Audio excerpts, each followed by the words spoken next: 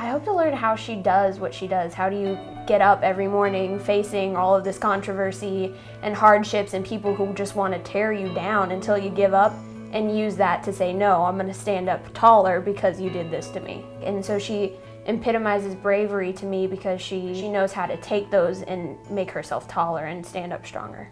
Thank you so much for being here today. I really appreciate it. It's an honor to have you talk with me. Well, it's great to meet you too, Savannah. I've read a lot about you, so very thrilled that we got this chance to be together. You read about me, I've read about you. Yeah. So, back at you. So I actually, in preparation for this interview, I called your sister. I talked to Ellen Richards, and it was an amazing conversation. She's such a resource. And one thing she said to me really stuck with me. She told me, people on the opposite side think they'll wear you down and that it will make you give up, but what they don't understand is the tougher they act, the more impassioned you become.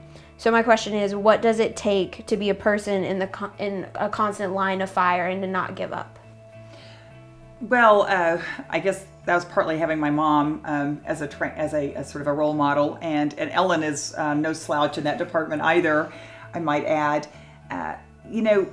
What gives me passion about my job are the women that I see at our health centers every day who are, and they're counting on us for health care, many of them, but they're also counting on us to together stand up for women's rights. What makes me passionate about this is the thought that women both in the U.S. and around the globe are standing for equality.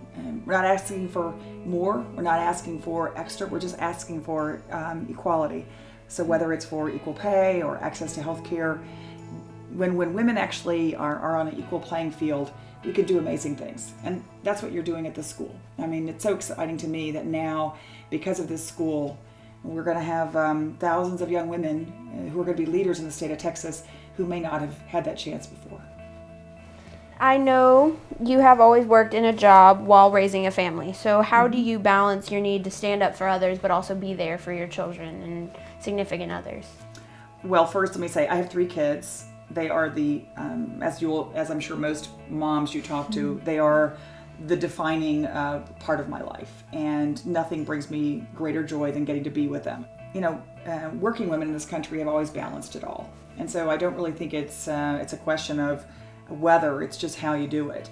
And to me, part of the joy of having worked for social justice on civil rights issues all my life is I feel like it was a way I actually raised my children, and it would have been a different upbringing for them if I would have been at home and maybe making gourmet meals, but I think it actually influenced my children as well in the things that they have decided to do with their own lives. And so for me, it was, of course you never can do everything perfectly, and I, like every other woman, worry about that, but I think women, it's amazing what we can do if we put our mind to it. So it's never been even though I've had to always balance things as all women do, it's been a total joy.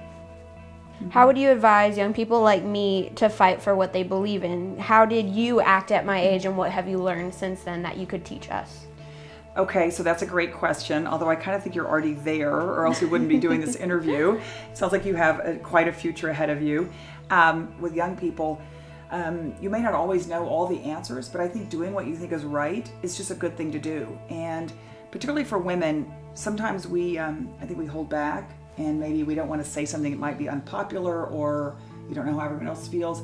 But it's amazing to me, and I think certainly in the state of Texas, that sometimes everyone else is just waiting to see, is anyone going to say anything? So if you see an injustice, whether it is against women, against gay people, against someone because of their ethnicity or their racial background, their economic situation, it's very empowering to speak up, particularly for those folks who may need somebody to speak up for them at the time. And it's amazing.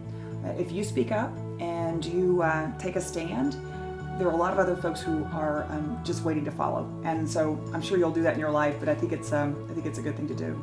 Young women getting an education is the most powerful tool, in addition to your fabulous personality, that you could possibly have. So it's exciting to me that you're going on and you're going to do something great in college or in university, and it seems like you can do pretty much anything. That's the hope. Yeah, that's great.